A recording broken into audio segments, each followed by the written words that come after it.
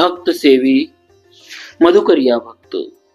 गोस्वामी श्री नाभाजी कहते हैं कि मधुकरी मांग कर भगवत भक्तों की सेवा करने वाले संतों पर मैं अपना तन मन और धन न्यौछावर करता हूँ। श्री द्वारका निवासी गोमानंद जी, मथुरा एवं खोरा के रहने वाले प्रधान भक्त श्री परमानंद जी कालू और सांगानेर में विराजने वाले दोनों भगवान नामक भक्त टोंडे के श्री विठल जी, श्री खेम जी, गुनौरा ग्राम के पंडा जी, जयता रणवासी श्री गोपाल जी, पीपोर ग्राम के श्री चीधर जी, सेन वंश में उत्पन्न श्री श्याम जी और श्री केवलदास जी, जो कुबा नाम से प्रसिद्ध है। इन भक्तों ने हमें खरीद लिया है, हम इनके कृत दास हैं। इनमें से कुछ भक्तों का संक्षिप्त परिचय इस प्रकार। श्री गोमानंद जी, श्री गोमानंद जी श्रीमद् भगवत श्री भगवत धाम श्री द्वारका जी में निवास करते थे। ये संत सेवा के निमित्त चुटकी मांग कर लाते और बड़े प्रेम से साधु सेवा करते। इनके प्रेम से संतों को बड़ा सुख मिलता। एक बार 20 साधुओं की जमात आ गई। आपने अपना बड़ा भाग्य माना, सब प्रेम विनती करके संतों को पधराया। श्री गोमानंद जी ने हाथ जोड़कर कहा, मेरे यहाँ भिक्षा का आटा है जिसमें सभी अनाज मिले हुए हैं, आप जो आज्ञा दे वही रसोई तैयार करूं। यह सुनकर एक संत ने कहा, मेरी तबीयत कुछ खराब सी है, अतः मैं तो गेहूं की रोटी खाऊंगा।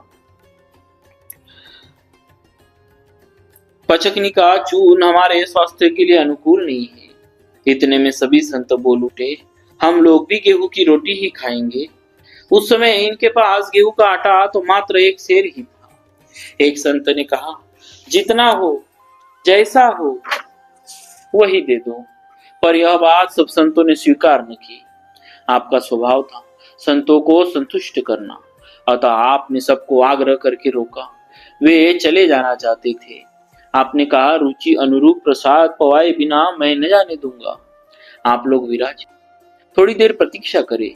ऐसा कहकर आप जल्दी जल्दी बाजार गए और उधार गेहूं का आटा और कुछ भी सामान मांगने लगे। किसी ने भी उधार देना स्वीकार नहीं किया। तब आप बड़े सोच विचार में पड़ गए कि अब क्या करूं, कहां से सामान लाऊं। भक्त चिंता से चिंतित होकर प्रभु श्री सीताराम जी ने गोमानंद का रूप धारण किया और एक गेहूं की पोट लेकर इनके घर पर आ गए। इनकी धर्म पत्नी से बोले कि इनको झट साफ करवा कर पिसवा लो और प्रेम से रोटी बनाकर संतों को प्रसाद पवाओ, मैं संतों के पास हूँ।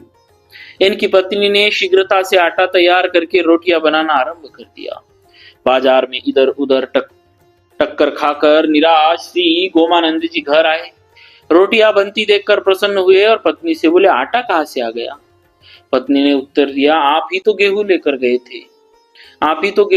गए थे और पीसकर रोटी बनाने को कह गए थे, इतनी जल्दी कैसे भूल गए। पत्नी की बात सुनकर आप समझ गए कि आज स्वयं भगवान श्री राम ने कृपा की है और मेरी रुचि के अनुसार संत सेवा में सहयोग किया।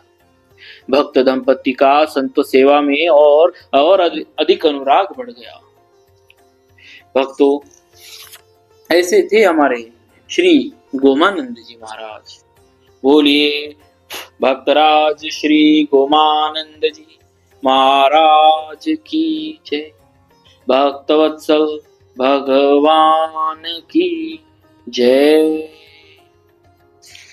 श्री परमानंद जी महाराज श्री ठाकुर जी के निष्किंचन भक्त थे। आप श्री भगवत धाम श्री मथुरा जी में रहते थे। आप मधुकरी ऋतु से अन्न मांग कर लाते और बड़े प्रेम से संत सेवा करते थे। संतों में आपका विलक्षण भाव था जिसका वर्णन नहीं हो सकता है। बार बार आप कथा कीर्तन आदि से संबंधित उत्सव करते ही रहते थे, किंतु पर्याप्त धन न रहने के कारण आपके मनोरथ पूरे नहीं होते। एक बार आप इस अर्थभाव के लिए श्री ठाकुर जी को ही उलाना देने लगे। भक्त वांछा कल्पतरु भगवन आप अकिंचनों के स्वामी हैं, अकिंचन ही आपको प्यारे लगते हैं। यथा ते ही ते कही संत श्रुति टेरे, परम अकिंचन प्रिय हरि केरे। भिखारियों के पास धन नहीं है तो उनके स्वामी के पास धन कहां से आएगा, और भिखारियों के राजा के पास धन नहीं है तो फिर भिखारियों के पास धन कहां से आएगा। आपने अपने भक्त की ऐसी बात सुनकर भगवान 200 सोने की मुहर लेकर श्री परमानंद जी के घर पर आए और उन्हें मुहरें देने। तब श्री परमानंद जी ने कहा, प्रभु आप यहाँ इन मोहरों को क्यों लाए। भगवान ने कहा, तुम बड़े चतुर मालूम पड़ते हो, जब मैं कुछ देता नहीं तो तुम उलाहना देते हो, जब देता हूं तो लेते नहीं हो। आपने कहा, प्रभु मैंने जो कुछ कहा वो विनोद में कहा। ऐसा कहते कहते परमानंद के जी के आंखों में आंसू भर आए। वे प्रभु के चरणों में लिपट गए। भगवान भी भक्त भाव में विभोर हो गए और बोले, तुम्हारे मन में उत्सव करने की तथा संत सेवा की जैसी अभिलाषा है, उसको एक धन से पूर्ण करो तथा जो चाहो सो और भी मांगो, परंतु अब उलाहना मत देना। मैं तो तुम्हें धन इसलिए नहीं देता ताकि बिना धन के भी तुम अपना सर्वस्व संत सेवा में अर्पण करके मुझे संतुष्ट करते हो और स्वयं भी प्रसन्नता का अनुभव करते हो।